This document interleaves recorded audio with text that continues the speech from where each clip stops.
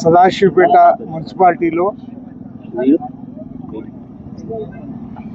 TUFIDC కింద 12,80,00,000 వర్కులు ప్రారంభించుకోవటం జరిగింది.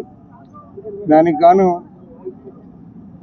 చైర్మన్ గారు, టీజీఐసి చైర్మన్ నిర్మలా జగ్గారెడ్డి గారు, పురపాలక సంఘ చైర్మన్ అంజమ్మ సత్యన్న గారు, వైస్ చైర్మన్ గారు, గౌరవ పురపాలక సంఘ కౌన్సిలర్లు, కోఆప్షన్ సభ్యులు, మీడియా మిత్రులు అందరికీ నా హృదయపూర్వక నమస్కారాలు. ఇది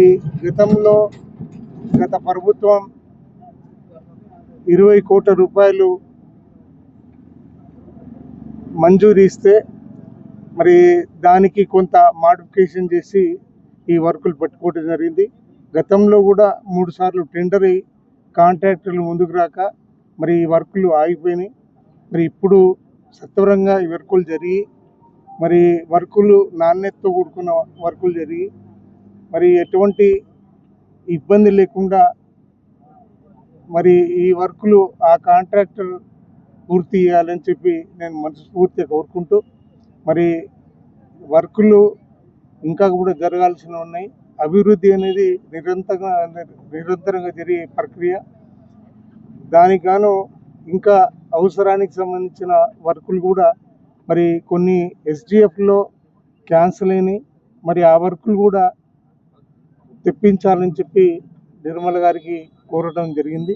మరి ఆ వర్కులు కూడా తెప్పిస్తే అత్యవసరం, అనివార్యం కాబట్టి గౌరవ కౌన్సిల్ గౌరవం కూడా పెరుగుతుంది.